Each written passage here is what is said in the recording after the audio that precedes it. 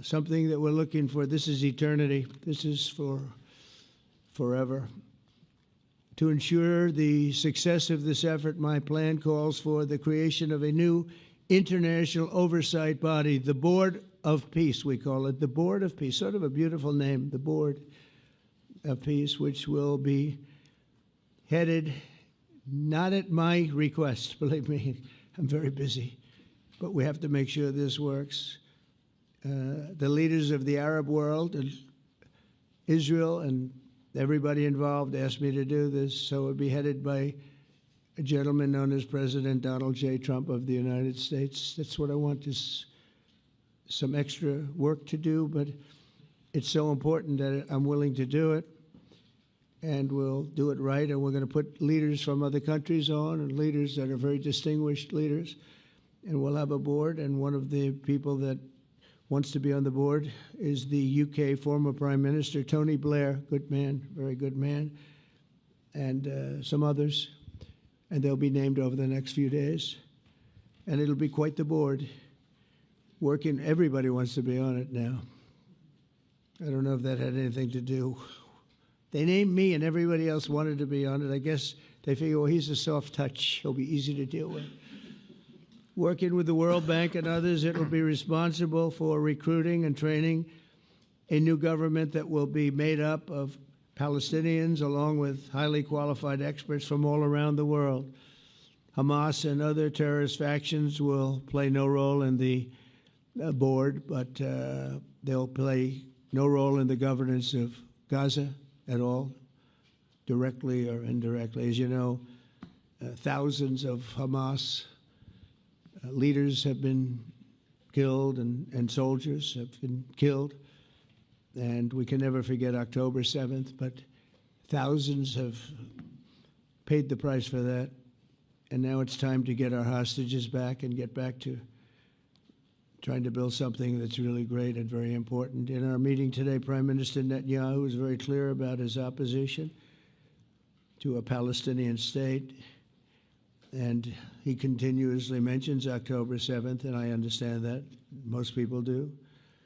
And I understand and respect his position on many things, but what he's doing today is so good for Israel.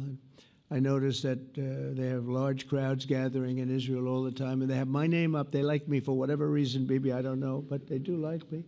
But they say two things: please get the hostages back, and please end the war. They've had it. It's had it. So I think it's a very popular thing you do, because he's a warrior. He doesn't know about getting back to a normal way of life, but he is a warrior, and Israel's lucky to have him. But now the people want to get back to peace. They want to get back to normalization in a true sense. Several countries have foolishly recognized the Palestinian state. As you know, some of our European friends, allies, good people, but they're really, I think, doing that because they're very tired of what's going on for so many decades. They've been presidents and prime ministers for years, and during this time, having to do with the Middle East, all they're doing is talking about the same thing over and over. They want to see it get back. And nobody wants that more than me, or I believe Bibi too. But the people of Israel want it. They really want it. They want the hostages back. That includes the probably 32 bodies that we're talking about, 20 people that are living, 32 or so people that are dead, and they want to have peace. So let us not forget how we got here. Hamas was elected by the Palestinian people. Israel withdrew from Gaza thinking they would live in peace. Remember that a long time ago? They withdrew. They said, you take it. This is our contribution to peace. But that didn't work out. That didn't work out. It was the opposite of peace. They pulled away. They let them have it. And I never forgot that, because I said, that doesn't sound like a good deal to me. As a real estate person, I mean, they gave up the ocean, right? Ron, they gave up the ocean. They said, who would do this deal? And it still didn't work out. They were very generous, actually. And they gave up the most magnificent piece of land in many ways in the Middle East. And they said, all we want to do now is have peace. And that request was not honored. Instead of building a better life for the Palestinians, Hamas diverted resources to build over 400 miles of tunnels and terror infrastructure, rocket production facilities, and hid their military command posts and launch sites in hospitals, schools, and mosques. So if you went after them, you'd be after them, and you wouldn't even realize you ended up knocking out a hospital or school or a mosque. A terrible thing, terrible, terrible way to have to fight. No fight is good, but that's a real bad one. So there are many Palestinians who wish to live in peace. Many. I've seen so many of them. And they have support.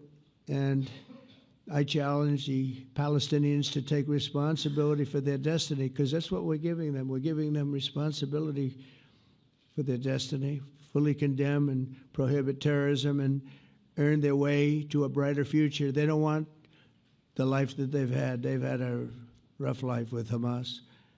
If the Palestinian Authority does not complete the reforms that I laid out in my vision for peace in 2020, they'll have only themselves to blame. We're giving them an amazing footprint, and they have amazing support from the leaders of the Arab world and the Muslim world, the great leaders. These are great leaders. These are unbelievable leaders that have built great countries and very wealthy countries.